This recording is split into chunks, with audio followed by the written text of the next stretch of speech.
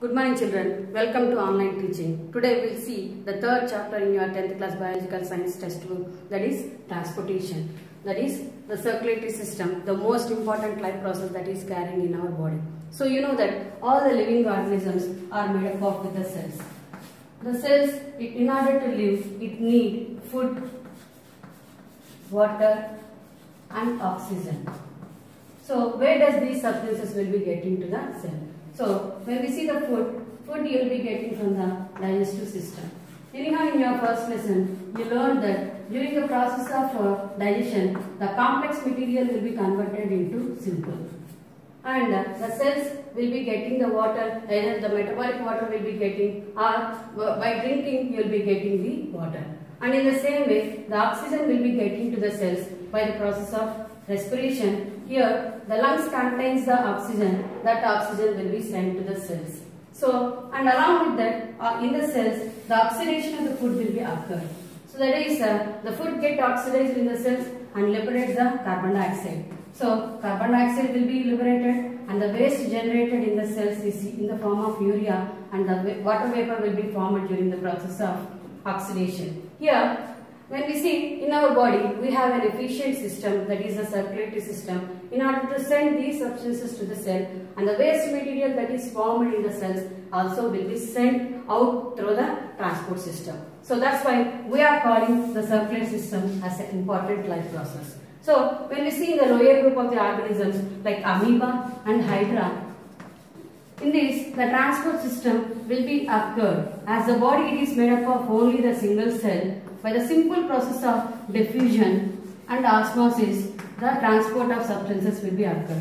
So as the body is completely exposed to the environment, the incoming water will be giving oxygen and food to the cell, and by the Brownian movement of the substances in the amoeba, the circulation will be occurred, and the outgoing water will be sending the waste material carbon dioxide to the outside. So that is, in the lower group of the organisms, that is in unicellular organisms, diffusion and osmosis plays a major role. So when we see in the multicellular organisms, the body is made up of with the trillions of the cells. It is a diffusion and osmosis is not sufficient to carry the substances to each and every cell. So here it takes thousands of years to transfer the substance from one part to another. So that's why all the multicellular organisms have developed an efficient system, that is a circulatory system, to transfer the substances, and also the waste produced, generated in the cells will be sent out through the circulatory system. Before going to how the circulatory system functions, now let us see a small topics in your syllabus, that is pulse rate. So you might have observed when you go to a doctor, when you get any fever or any disease, you go to the doctor. So you observe the doctor holding the hand. So he will be holding the hand below the wrist region, that is just below your thumb. You observe the wrist region. There he will be placing the forefinger, and also the index finger is placed just below the wrist region. And there we observe rhythmic up and downs. So these rhythmic up and downs is nothing but the pulse rate. So here the doctor is measuring the pulse rate per minute. He will be measuring the pulse rate. So here these pulse rate, it will be varying about to person. The pulse rate will be different to me, and also when we observe your pulse rate, it differs. And it also differs during after exercises, that is when you climb up the steps. At the excited conditions, this pulse rate will be increased. So now let us see how the calculate the pulse rate. When we observe the pulse rate at rest, now you are at the sitting position. When we see your pulse rate, this pulse rate will be 70 times per minute. So now jog for some time in your place itself. So that is after the exercise, when we observe this pulse rate, it has increased. So in the same way, you climb up the steps. When you climb up the step, the pulse rate also increases. So this pulse rate can be taken by keeping a shut button below, and attached to that a toothpick is taken, and when placed on the wrist region, we observe the rhythmic expansion and contraction of the blood vessels. So that we will be calling it as a pulse rate. So the pulse rate we observe in the wrist region. So next we will go for the heartbeat. So heartbeat, it is nothing but the contraction and relaxation of the heart is called heartbeat. We'll see clearly in the functioning of the heart. Now let us see the heartbeat at the different ages. So when we see the heartbeat in the newborn baby, so when we observe the heartbeat in the newborn baby, it will be 100 to 150 times per minute. So that is 0 to 9 months baby will have higher heartbeat. So it will have 100 to 150 times per minute. When we see infants, so below the 1 year we will be calling the children as the infants. We observe 90 to 120 times per minute. And infants between 6 to 12 months will be observing 80 times to 120 times per minute. I told according to the person it changes, and according to the condition at that time the heartbeat changes. When we see in the children between 1 to 10 years, they will have 70 to 130 times. Now in us the heartbeat will be 60 to 100 times per minute. And when we see in the trained person, that is a sports person, when we observe, he will have only 40 to 60 times. So from this it is clear that the heartbeat varies according to the age. When we see in the newborn baby, it is higher, it is between 100 to 150 times per minute. So now let us see how these heart beats, and along with that we will also see how these internal structure of the heart. Before going to internal structure of the heart, now let us see about the heartbeat. So when we see in the olden days, they don't have the stethoscope. So the first stethoscope was discovered by René Laennec. René Laennec was a scientist who first discovered the stethoscope. Before René Laennec's stethoscope, we used to observe the heartbeat just by placing the ear in the heart region, that is just below the chest region. 6 inches below the neck, when we place your ear, you can hear the heartbeat. So first we used to measure the heartbeat with the help of ear. So next they used the paper folding. So paper tube is made. So you can also do the paper tube by taking a paper. You will be rolling the paper, and it is about 1 inch diameter. And when we see the length, you can take 10 inches. So one part of the paper fold you keep on the chest region, that is near the heart you keep, and the other you keep your ear, so that we can hear the heartbeat. So next, replaced by the paper tube, next they used the bamboo tube.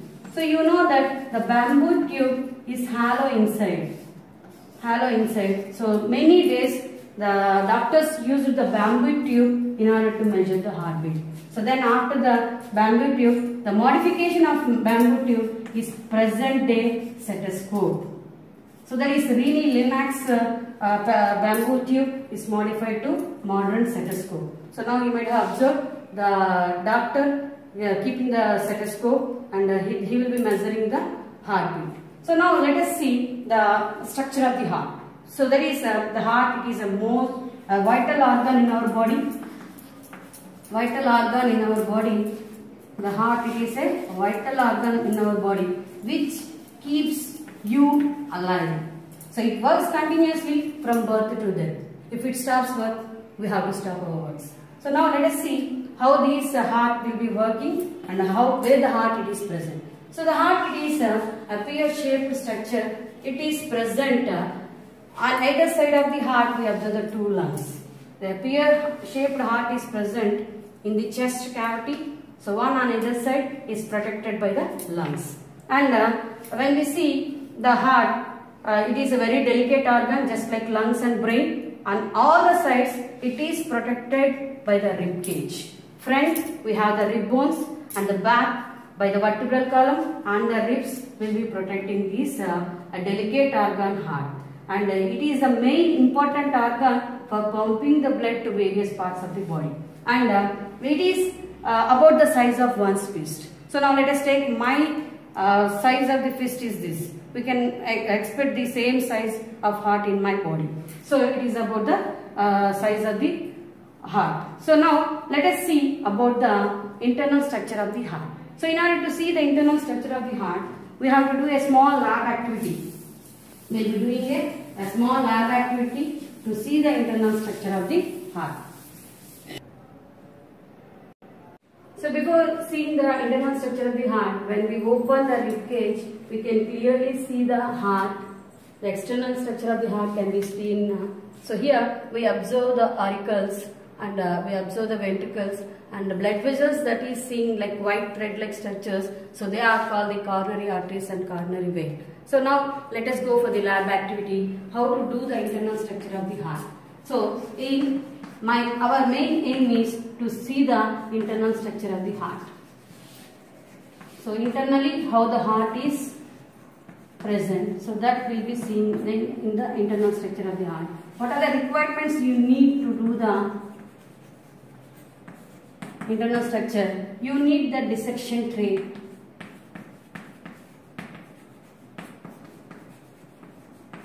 And you need a sharp blade or scalpel we need. And jug of water.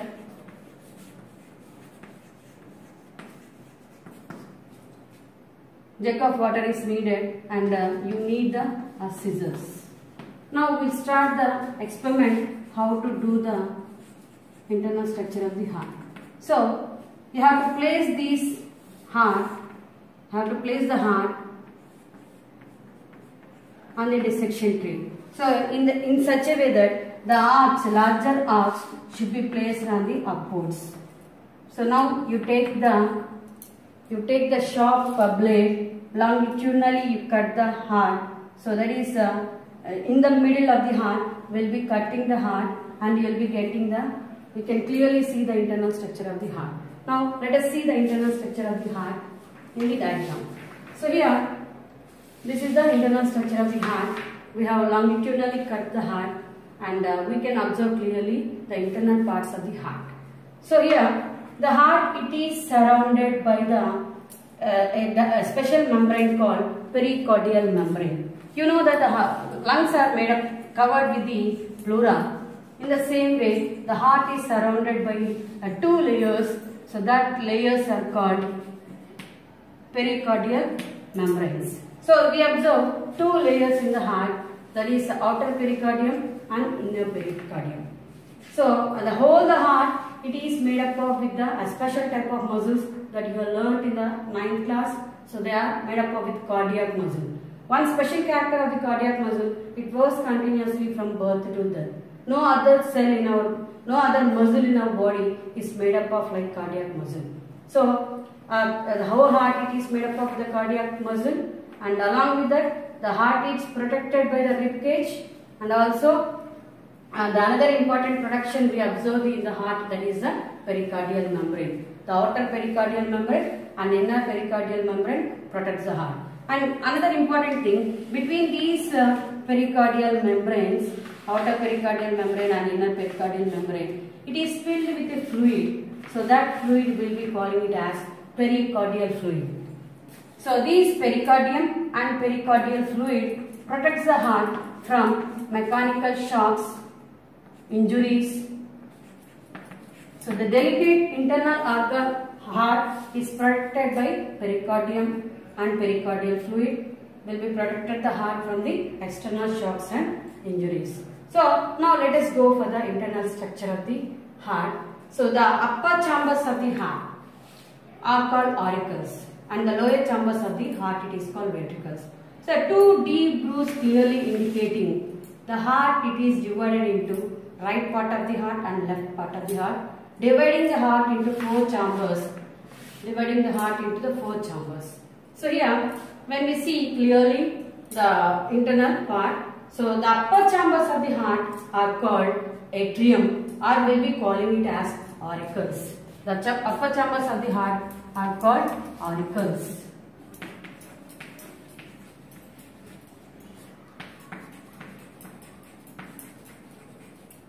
And the lower chambers of the heart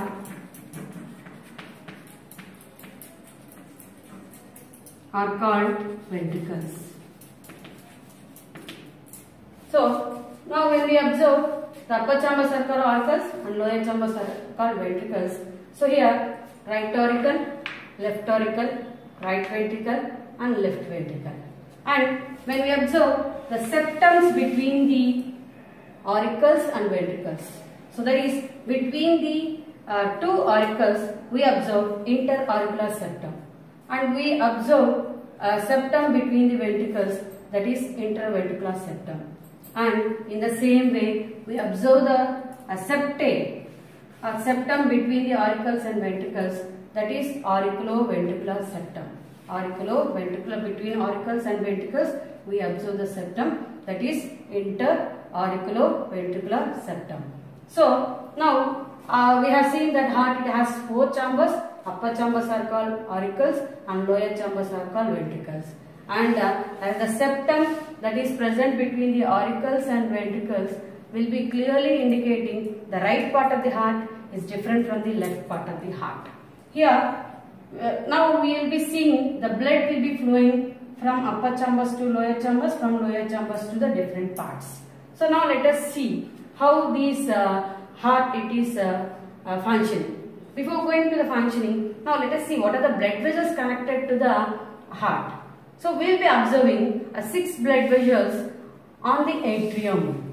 We will be observing all the blood vessels clearly originates from the or you can be clearly seen these blood vessels at the left atrium and right atrium. So here now let us see what are the main blood vessels that are present in the heart. So when we see the veins, so we observe the 2 types of the blood vessels that are connected to the heart. They are the arteries and veins. They are the arteries and veins. One important thing you have to keep in your mind. So arteries are the rigid blood vessels which take the blood away from the heart. Blood will be carried away from the heart by the arteries.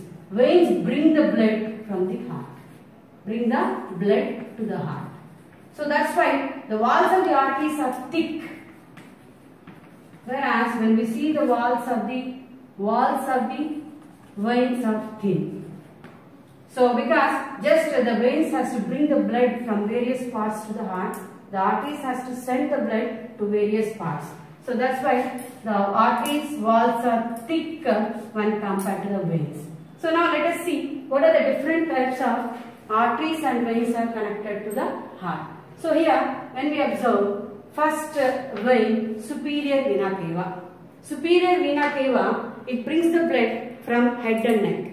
Upper parts of the body will be connected by the superior vena cava and it opens into right auricle. And inferior vena cava, other than head and neck region, trunk, legs, hands are collected the blood. So that is all the veins will be carrying the impure blood, deoxygenated blood. Superior vena cava also from the upper parts it will be carrying the deoxygenated blood and pours into right auricle. The inferior vena cava also collect the blood from the lower parts and pours the blood into the right auricle. So superior vena cava, inferior vena cava, and we observe the coronary veins on the walls of the heart. So these coronary veins also opens into the right auricle. So next another important vein will be observed, that is the pulmonary vein. So these pulmonary vein, all the veins carries impure blood, whereas pulmonary vein carries pure blood. So from the lungs it takes the pure blood, and that oxygenated blood or pure blood will be sent to the left atrium. So next when we will go for the arteries. So we have seen the veins, superior vena cava, inferior vena cava, coronary vein, and we have observed the pulmonary veins. Next we will see about the arteries connected to the heart, which will be taking the blood away from the heart and supplies the blood to the body parts. The largest artery will be calling it as systemic aorta or aorta. It supplies the blood to all the body parts. So the largest artery will be observing. And the smallest artery is the pulmonary artery. Just it has to supply the deoxygenated blood to the lungs. So that is the second artery we observe, that is the pulmonary artery. So you know that the heart functions continuously. It should be supplied with the blood. So in order to supply the blood, the walls of the heart also have a thin arteries, that is the coronary artery, which will be sending the blood to the heart to work efficiently. So these are the blood vessels that will be present or attached to the upper part, that is to the atriums. All these blood vessels are attached. So next, the most important part of the heart will be seeing the valves. So how the blood will be pumped from the auricles to the ventricles, ventricles to the blood vessels. So here the right auricle and right ventricle. Between the right auricle and right ventricle, we observe the tricapside wall. Three semilunar valves are present here. It will be helpful to send the blood from right auricle to right ventricle. So when auricle contracts, the blood will be coming to the tricapside wall. From the tricapside wall, it comes to the ventricle. From the ventricle, it goes to the next pulmonary. We'll be observing pulmonary artery. So before going to the pulmonary artery, here another wall we will be observing, that is the pulmonary wall. So here we observe the pulmonary wall. This pulmonary wall sends the blood to the pulmonary artery. From the pulmonary artery, the blood goes to the lungs. So where the impure blood will be changed into the pure blood. So that pure blood will be carried out by the pulmonary vein. So this pulmonary vein will be carrying this blood, and that blood will be sent to the left auricle. So here the left auricle received the oxygenated blood. So this oxygenated blood will be sent from left auricle to the left ventricle by a two semilunar valves are present. So that two semilunar valves are called bicapsule wall. So from this bicapsule wall, the blood comes from left auricle to left ventricle. So from this left auricle to left ventricle, the blood will be coming. So from here, the blood goes to the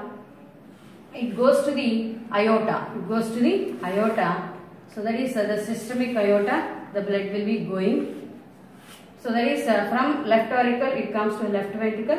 From left ventricle, it goes to the this aortic wall. From the aortic wall, it goes to the systemic aorta. From the systemic aorta, the blood will be supplied to the body part. We observe the walls in the systemic aorta, and also we observe the walls in the pulmonary artery. So here it is clear that the walls are also present not only between the auricles and ventricles, we will also observe in the arteries and veins.